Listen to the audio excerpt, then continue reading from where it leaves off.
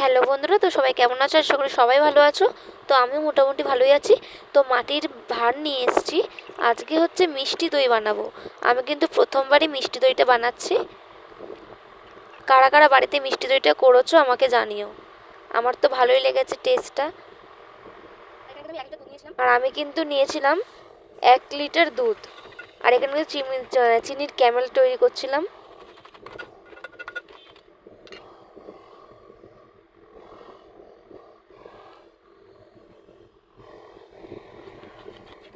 আর দুধটা কিন্তু প্রায় আমি 40 মিনিট ধরে জাল দিয়েছি।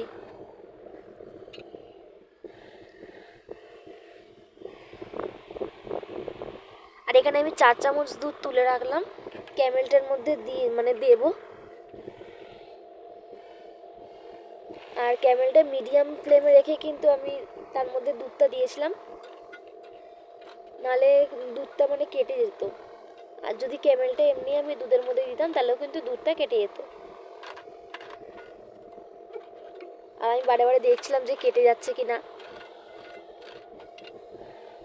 তো এরপরে ভালো করে নাড়াচাড়া করে তার মধ্যে বাতাসা দিয়েছিলাম।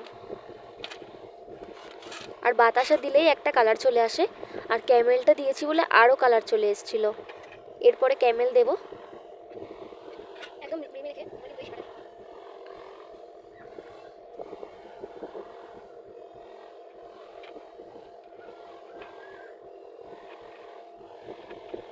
ক্যামেলটা দিয়ে আরোই কালার চলে এসছে, দইয়ের কালারটা একদম।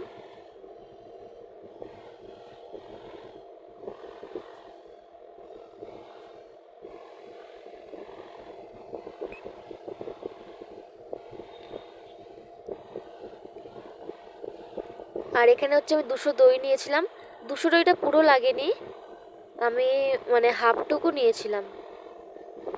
আর হাফ ভাতটা ধুয়ে নিয়েছিলাম। আর একটা পাত্রের মধ্যে আমি হাফ দই নিয়েছিলাম, ওই 200 থেকে হয়তো 100 দই নিয়েছিলাম আমি। আঙুল দিয়ে দেখছিলাম যে দুধটা নর্মাল টেম্পারেচার এসছে কিনা।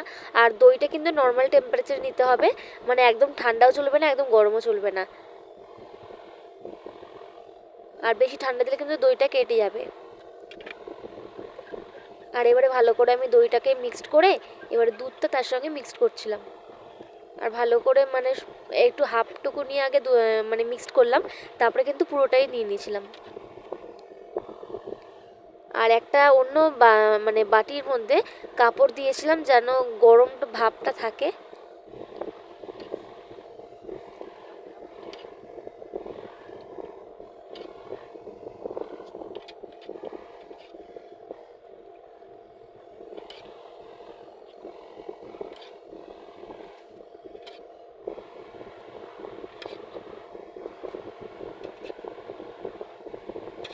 আমার তো দারুণ লেগেছে,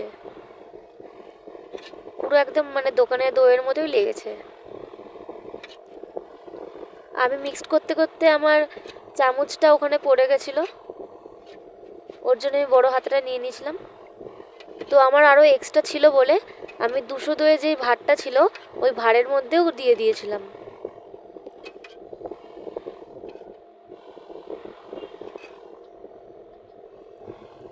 এরকম করে রেখে দিতে হবে যেন ওই গরম ভাবটা যেন থাকে। এরকম করে ঢেকে তার উপর দিয়ে আমি হালকা করে একটা ঝুড়ি দিয়ে দিয়েছিলাম। আর যেইটুকুনি ছিল আর একটা যে বড় হাঁড়ি ছিল ওই ভাতটার মধ্যে আমি দিয়ে দিয়েছিলাম। এরকম করে ঢেকে কিন্তু এটা আমি 12 ঘন্টা রেখে দিয়েছিলাম। তারপরে দেখলাম যে হ্যাঁ পুরো একদম তৈরি হয়ে গেছে। আর দোকানে যেমন একটা জল থাকে উপর থেকে, ওরকম জল ভাবটা এসেছিলো বলে সবগুলো আমি চেক করে নিচ্ছিলাম যে ঠিক আছে কিনা। তো দেখলাম হ্যাঁ জমাট বেঁধে গেছে। 12 ঘন্টা পরে আমি যখন এটাকে দেখলাম, তারপরে কিন্তু এটাকে আমি 1 ঘন্টার মতো ফ্রিজে রেখে দিয়েছিলাম। তারপরে কিন্তু এটাকে আমি কেটে পরিবেশন করেছিলাম। বন্ধুরা আমার তো ভালোই লেগেছে, যারা যারা এখনও ট্রাই করোনি বাড়িতে করে দেখো, ভালোই লাগবে। ভাত না হলে কাচের বাটি হলেও হয়ে যাবে। তো আমার তো দারুণ লেগেছে। তো ভিডিওটা ভালো লাগলে লাইক করে দিও।